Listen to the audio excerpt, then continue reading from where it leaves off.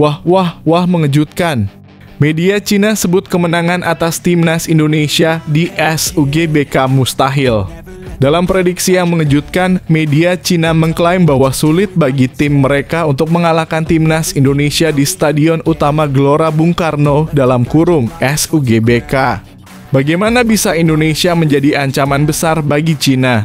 Simak alasan kuat di balik pernyataan mengejutkan ini. Bikin geger. Striker timnas Indonesia, Ramadan Sananta, tolak Persija dan pilih gabung klub Brunei. Ramadan Sananta akhirnya membuat keputusan mengejutkan yang tidak terduga.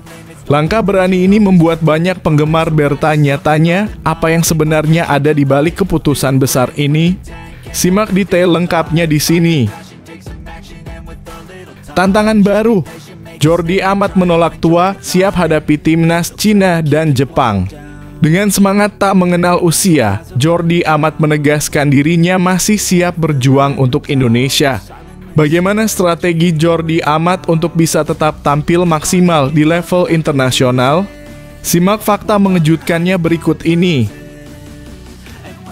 Tak bisa lagi santai. Cina diminta waspadai kehebatan lemparan Pratama Arhan. Cina kini harus berpikir ulang tentang ancaman yang bisa datang begitu cepat. Kehebatan Pratama Arhan membuat banyak negara terkejut, termasuk Cina. Simak fakta lengkapnya di sini.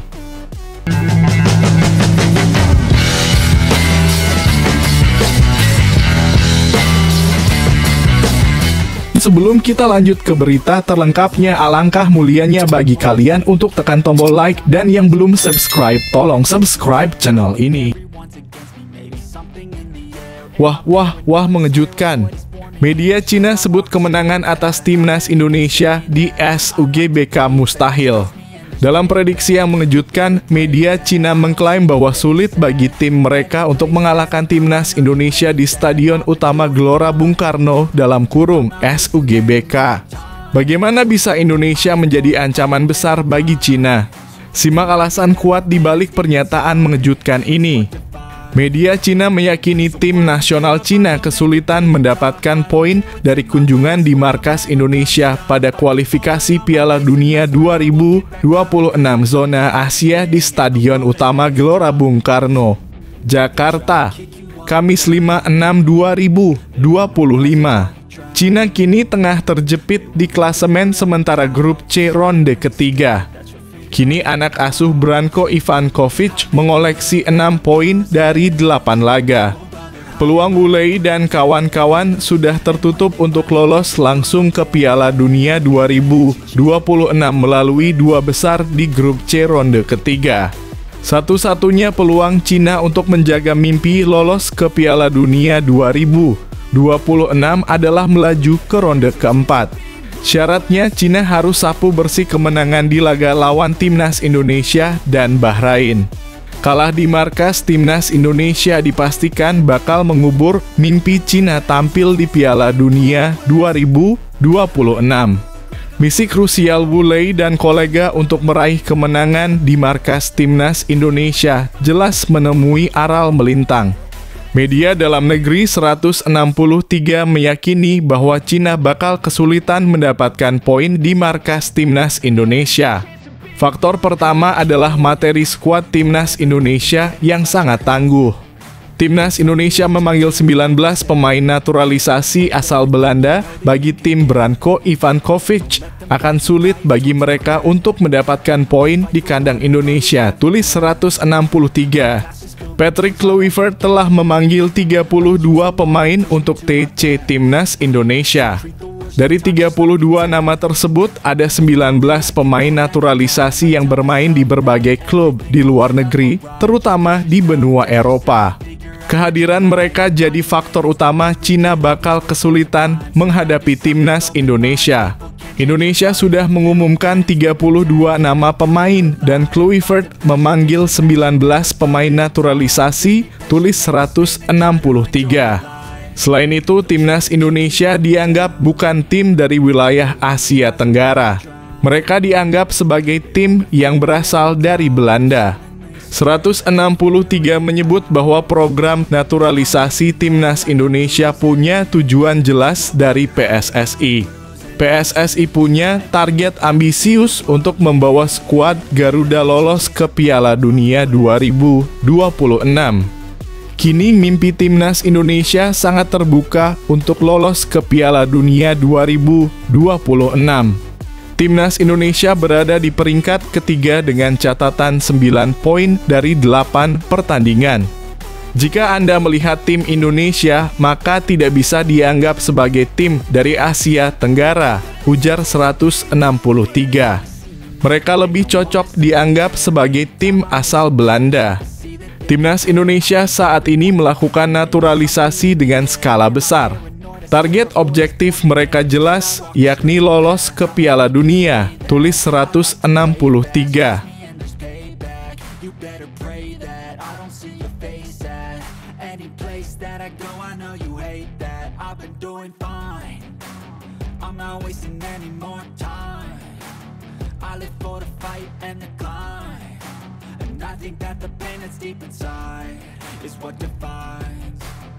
So I won't give up, I'm gonna make it to the top. I don't care what's in my way, I swear I'm never gonna stop. I could fall flat on my face and I swear I will get back up. Cause I don't deserve a thing and the road ahead is tough. They'll try to kick you while you're down. They wanna rise up while you drown. They wanna fill your head with doubt. Bikin geger. Striker timnas Indonesia, Ramadan Sananta, tolak Persija dan pilih gabung klub Brunei.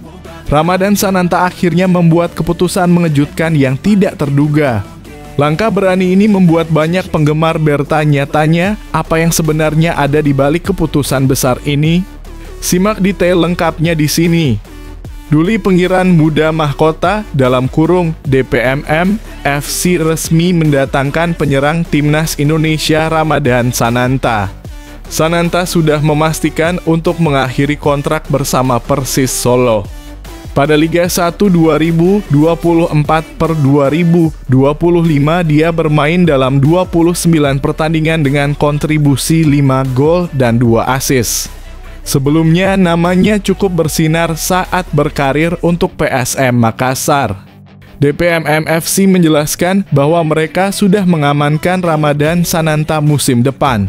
Bahkan mereka dengan bangga berhasil menang dalam perebutan dengan Persija Jakarta untuk sang pemain.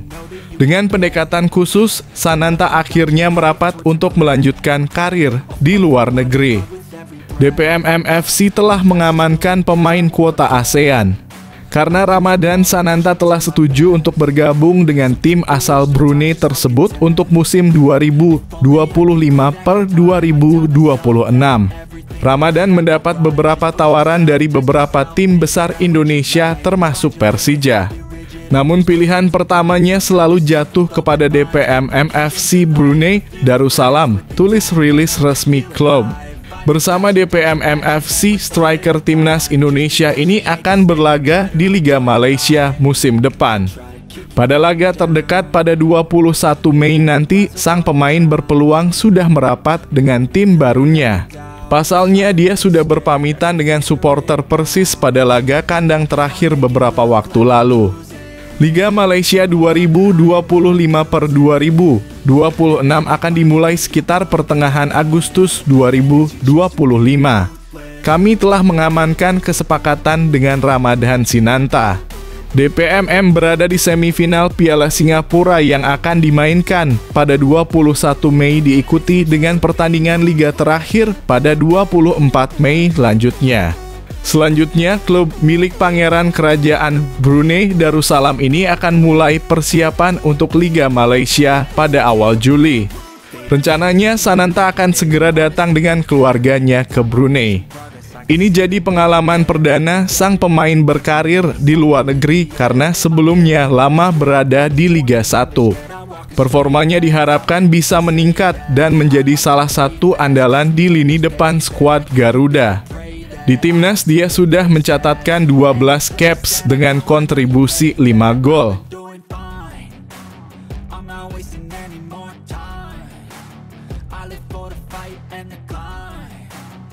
I think that the pain that's deep inside is what defines.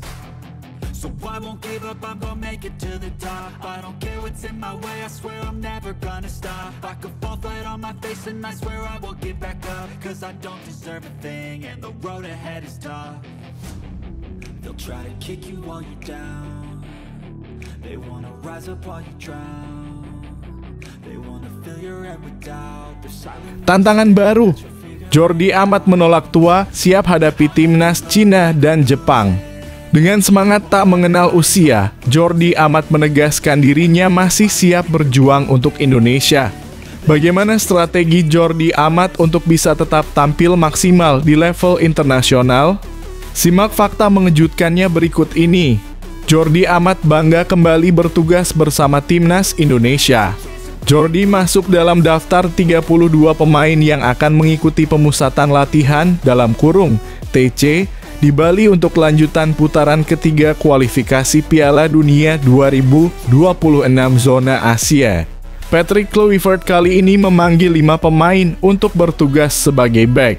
Selain Jordi, ada Jay Edzas, Justin Hubner, Mads Hilgers, dan Rizky Ridho. Tentunya ini akan membuat persaingan untuk mendapatkan caps timnas semakin sengit. Jordi Amat senang mendapatkan panggilan ke timnas lagi. Apalagi tugasnya bersama Johor Darul Ta'zim sudah selesai dan siap segera bergabung ke TC. Dia memiliki waktu yang cukup panjang untuk bisa segera beradaptasi dengan tim. Apalagi timnas Indonesia memasang target tinggi pada bulan Juni nanti. Kembali bertugas, tulis Jordi Amat. Pemain berusia 33 tahun ini menyadari bahwa skuad Garuda akan dihadapkan pada laga yang krusial. Mereka akan berhadapan dengan Cina dalam kurung 5/6 dan Jepang dalam kurung 10/6. Kemenangan akan menentukan nasib Indonesia untuk lolos ke babak selanjutnya dengan mempertahankan posisi keempat klasemen grup C.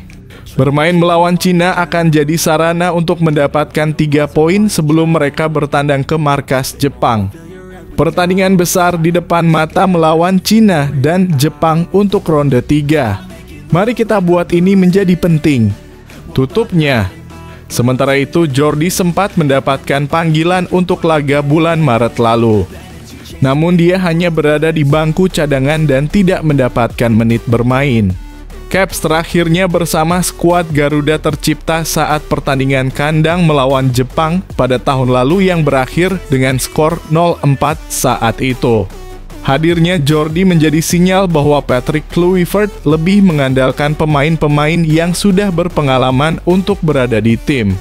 Sebelumnya, nama Muhammad Ferrari yang juga bertugas di posisi bek harus terdepak dari pemanggilan bulan Juni nanti.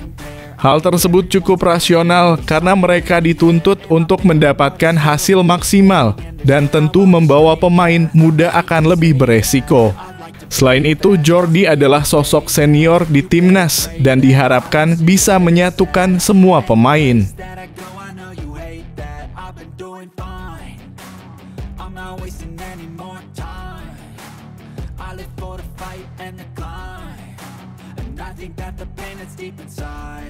Is what defines.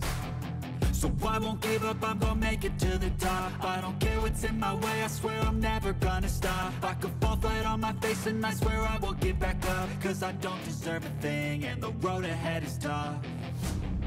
They'll try to kick you while you're down. They wanna rise up while you drown.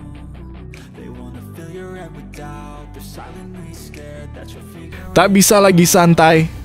Cina diminta waspadai kehebatan lemparan Pratama Arhan. Cina kini harus berpikir ulang tentang ancaman yang bisa datang begitu cepat.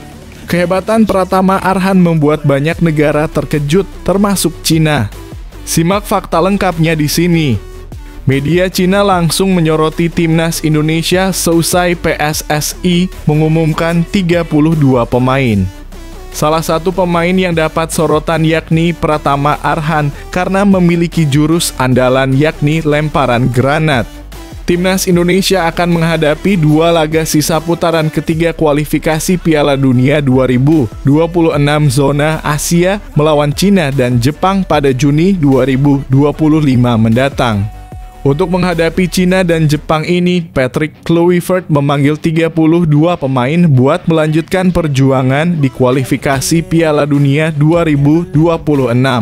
Para pemain timnas Indonesia diumumkan lebih awal karena tim Merah Putih dijadwalkan menjalani pemusatan latihan dalam kurung TC pada 26 Mei 2025. Timnas Indonesia bakal menjalani latihan lebih awal dengan harapan bisa tampil maksimal dalam 2 laga sisa nanti. Pasalnya, Timnas Indonesia masih memiliki peluang untuk lolos ke Piala Dunia 2026. Saat ini, skuad Garuda berada di posisi keempat klasemen grup C dengan mengemas 9 poin. Untuk itu, apabila mereka bisa mempertahankan posisi ini atau bahkan finish di peringkat di atasnya, mereka bisa kembali berjuang di putaran keempat kualifikasi Piala Dunia 2026. Kecuali Timnas Indonesia bisa finish di posisi kedua dan menggeser Australia yang baru mengemas 13 poin, mereka bisa langsung lolos otomatis ke putaran final Piala Dunia 2026. Dengan syarat Arab Saudi yang berada di posisi ketiga juga kalah dalam 2 laga sisa bersama Australia, mereka bisa lolos otomatis.